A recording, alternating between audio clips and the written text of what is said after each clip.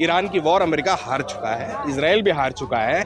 इन्होंने जो भ्रम पाला था कि हम आएंगे 4 दिन में तेहरान पर झंडा लहरा देंगे, पूरा भ्रम टूट गया। ईरान ने बता दिया कि असली जो धुरंधर है वो ईरान है। आयतुल्लाह जी की मृत्यु हुई, भारत की जिम्मेदारी थी कि जाकर वहाँ श्रद्धांजलि देना, पर एप्स्टीन फाइल के चक्कर में हम लोग डरे हुए रहे, नहीं हम श्रद्धांजलि नहीं देंगे। आज ये हालत है कि पलायन करने पर लोग मजबूर हैं इस देश के। भारत ने डिप्लोमेटिक फेलियर के रूप में ईरान तक को खो दिया। आज के डेट में ईरान हमारा एक बहुत बड़ा एलाई होता। भारत में यूको बैंक जो आज बचा है वो ईरान की वजह से बचा हुआ है। भारत सबसे बड़ा कंज्यूमर मार्केट है, 1.5 बिलियन लोग इस देश के अंदर रहते हैं। उसके बावजूद भी अगर आप इस पावर को लेवरेज नहीं कर पा रहे हैं अपनी डिप्लोमेसी के लिए, तो ये दुख की बात है कि एक अनपढ़ आदमी देश का प्रधानमंत्री बना हुआ है। नागरिकों की जिम्मेदारी नहीं है कि बताना कि ये लोकतांत्रिक देश है, ये सरकार की जिम्मेदारी है।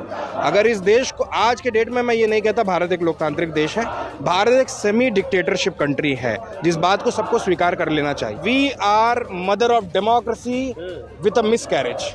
हम मदर तो बनने वाले थे, लेकिन हमारा मिसकैरेज हो गया। ये शर्म की बात है भारत के लिए, एक कूटनीतिक फेलियर के रूप में मैं इसको देखता हूँ।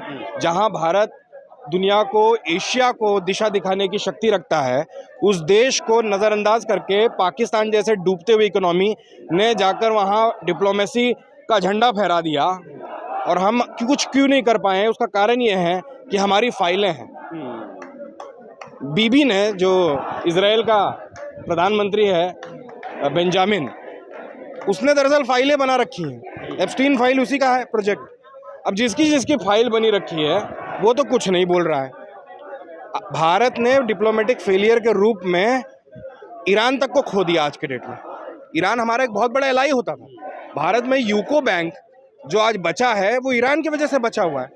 उस बैंक, आज ईरान के साथ हमारे संबंध खराब, नेपाल के साथ हमारे संबंध खराब, श्रीलंका के साथ हमारे संबंध खराब, पाकिस्तान के साथ हमारे संबंध खराब, चाइना के साथ भी अभी हमने हल्का फुल्का फ्लर्ट किया था, लेकिन वापस हम हमारे प्रधानमंत्री मोदी ट्रम्प के सामने जाके सरेंडर कर दिए। पूरे एशिया में हमने अपने आसपास के लोगों से दुश्मनी लेकर रखी। ये डिप्लोमेटिक फेलियर है। अमेरिका को तो अपना माल बेचना है, जहाज बेचना है, अपने हथियार बेचने हैं। इसराइल को अपना हथियार बेचना है, लेकिन जब आपके ऊपर विपदा आएगी तो आपके नेबरिंग कंट्रीज तो आपका साथ देंगे। आज हम घिर चुके हैं। मोदी ने अपनी वाहवाही के चक्कर में भारत को आइसोलेट कर दिया है पूरे एशिया के अंदर। देखिए, मोदी की कोई भी रैली होती है, कहीं भी सभा होती है, तो लोग ये नहीं कहते इंडिया इंडिया, भारत भारत नहीं कहते, लोग मोदी मोदी कहते हैं। अगर इतना ही देश को रिप्रेजेंट कर रहे हैं तो इंडिया इंडिया के नारे क्यों नहीं लगते हैं? भारत भारत के नारे क्यों नहीं लगते? हिंदुस्तान जिंदाबाद के नारे क्यों नहीं लगते हैं? मोदी मोदी के नारे लगते हैं। सारे योजनाएं जो बन रही हैं, आप देखिए दिल्ली भर में, किसी मंत्री की फोटो देखिए आपने? जो मंत्रालय मोदी जी को, जिसकी स्पेलिंग भी नहीं पता है, उस मंत्रालय पर उनका फोटो लगा हुआ है। मोदी इंडिया नहीं है। इंडिया बहुत बड़ा है, इंडिया का इतिहास बहुत बड़ा है। 10-12 साल में इन्होंने आकर भारत को डिस्टर्ब करने का काम किया है, लेकिन मुझे पूरा यकीन है कि समय बदलेगा और भारत को हम फिर से रिक्लेम करेंगे। जिस भारत की हम बात करते थे, आज सोशल मीडिया पर आप सोशल मीडिया चला रहे हैं, आप यूट्यूब चला रहे हैं, जो रेस्ट्रिक्शन आज फील हो रही है, क्या आपका दम नहीं घुट रहा है? तो भारत अगर लोकतंत्र है तो उसे साबित करना पड़ेगा नागरिकों को। नागरिकों की जिम्मेदारी नहीं है कि बताना कि ये लोकतांत्रिक देश है, ये सरकार की जिम्मेदारी है। अगर इस देश को, आज के डेट में, मैं ये नहीं कहता भारत एक लोकतांत्रिक देश है, भारत एक सेमी डिक्टेटरशिप कंट्री है, जिस बात को सबको स्वीकार कर लेना चाहिए। We are mother of democracy with a miscarriage.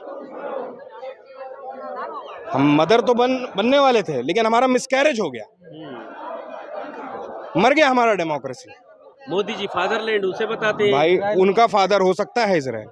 हम सबको अपने अपने फादर का नाम हमारे पैन कार्ड पे लिखा हुआ है। मोदी एकमात्र है जिन्होंने अपने फादर बेंजामिन नेतन्याहू को मना लिया। भाई, इजराइल से हमारा क्या लेना देना? इजराइल कब से हमारा फादरलैंड हो गया? ये मदर फादर क्या होता है? जमीन जमीन होती है यार। गृह मंत्री अमित शाह जी का एक बयान अब वायरल हो रहा है और वो कह रहे हैं कि बिना नरेंद्र मोदी के दुनिया के किसी भी मुद्दे पर कोई भी देश कोई डिसीजन नहीं ले सकता। अमित शाह को कुछ नहीं पता कि दुनिया कैसे चल रही है, दुनिया में क्या निर्णय हो रहे हैं। पूरा यूरोप किस तरीके से ऑपरेट कर रहा है, पूरा साउथ अमेरिका किस तरीके से ऑपरेट कर रहा है, कौन पूछ रहा है मोदी को यार? क्या उपलब्धता है मोदी की? जस्ट वो ट्रम्प की चमचागिरी करने में, जस्ट ट्रम्प की चमचागिरी करने से आप महान नहीं बन जाते हैं। भारत ने ऐसे भी प्रधानमंत्री देखा है जिसने निक्सन का फोन रख दिया और बोला जो कर सकता है वो कर ले। तो भारत सबसे बड़ा कंज्यूमर मार्केट है पूरी दुनिया में। 1.5 बिलियन लोग इस देश के अंदर रहते हैं। उसके बावजूद भी अगर आप इस पावर को लेवरेज नहीं कर पा रहे हैं अपनी डिप्लोमेसी के लिए, तो ये दुख की बात है कि एक अनपढ़ आदमी देश का प्रधानमंत्री बना हुआ है।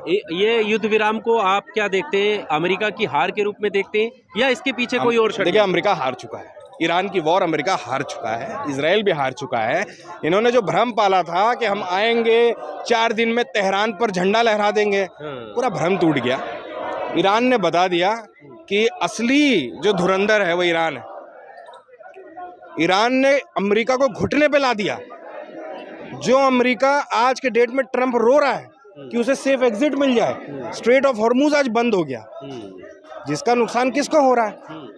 जब अयोतुल्ला जी की मृत्यु हुई, भारत की जिम्मेदारी थी कि जाकर वहां श्रद्धांजलि देना, पर एप्स्टीन फाइल के चक्कर में हम लोग डरे हुए रहे। नहीं, हम श्रद्धांजलि नहीं देंगे। आज ये हालत है कि पलायन करने पर लोग मजबूर हैं इस देश के अंदर। मोदी जी जिक्र कर रहे हैं कश्मीर फाइल्स का, धुरंधर का। कश्मीर फाइल्स फेक है, केरला फाइल्स फेक है, असली सिर्फ है एप्स्टीन फाइल, जिसमें लिखा है कि हमारा प्रधानमंत्री नरेंद्र मोदी ट्रंप के कहने पर इजराइल में जाकर नाच गाना किया है।